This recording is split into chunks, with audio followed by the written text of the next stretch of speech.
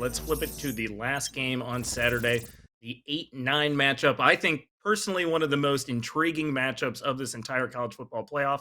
Tennessee travels to the Horseshoe to take on Ohio State. How do you view these teams going into the playoff? Yeah, I mean, this game was picked to be the last game on Saturday night because I think it has the most interest. You have the two biggest, or two teams from the two biggest conferences going at it. A lot of questions I feel like about both teams. I'm personally not a huge believer in Tennessee. They do have a big win against Alabama. They also have a brutal loss though against Arkansas. And other than that, there's not many signature wins on the Volunteer schedule. I think they were one of the teams that benefited from playing a more favorable Mhm. SEC slate where they avoided a lot of teams like an Ole Miss and a Texas in the Yeah. regular season. And I feel like they were overranked earlier in the year. They had a huge 51-10 blowout win against NC State on a neutral field in week 2 in their kind of marquee non-conference game, but turned out NC State was not a good team at all. They also had a double-digit win against Oklahoma. I believe that was in their SEC opener, and that win just didn't age that well with Oklahoma kind of taking a downturn as the season went on.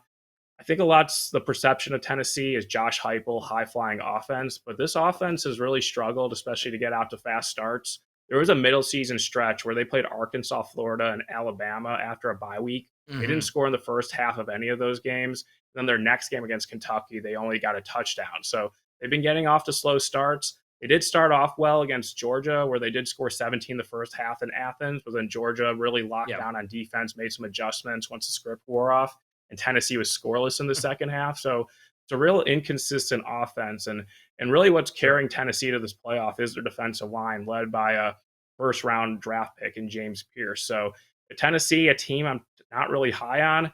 And then there's Ohio State, and that's just a team that's very complex to me because on paper, it's probably the best in the sport. Apparently, they spent $20 million on this roster, so you expect them to be Yeesh. very good.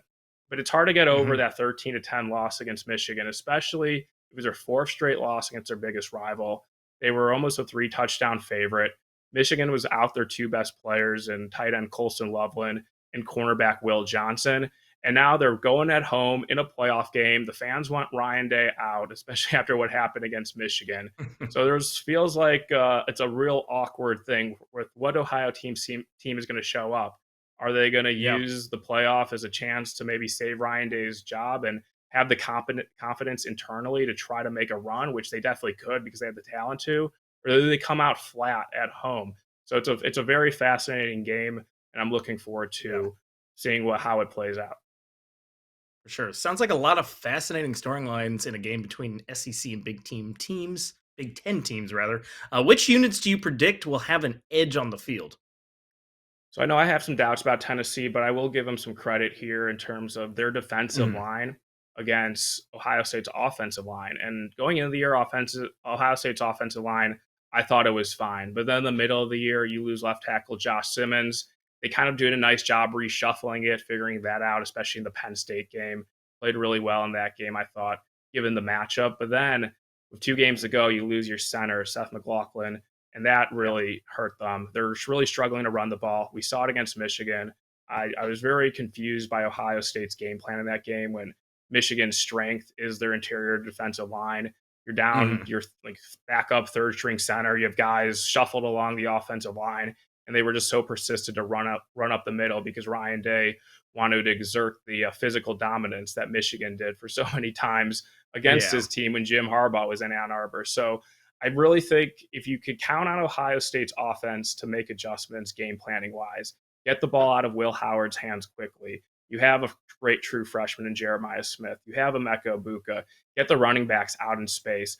That there is an opportunity for Ohio State to have success if they can game plan around it because Tennessee does have a Yeah. vulnerable secondary. But what I'm really kind of focused in on, and I think Ohio State has a big edge in, is their defense led by a really good defensive coordinator against Jim Knowles against a Yeah. Tennessee quarterback and Nico. I'm not going to even try to say his last name because it's so hard to say.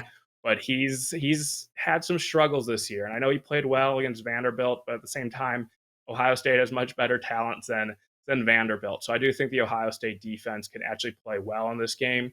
And for that reason, the bets I'm looking for in this game is even though I've kind of talked maybe poorly about Ohio State, I do believe they win. I think there's a chance they Yeah. cover, but I feel best about Tennessee's offense struggling in this game. A night game in Mm, Columbus in chilly weather, where yeah. at least the early forecasts indicate. So Tennessee under their team total.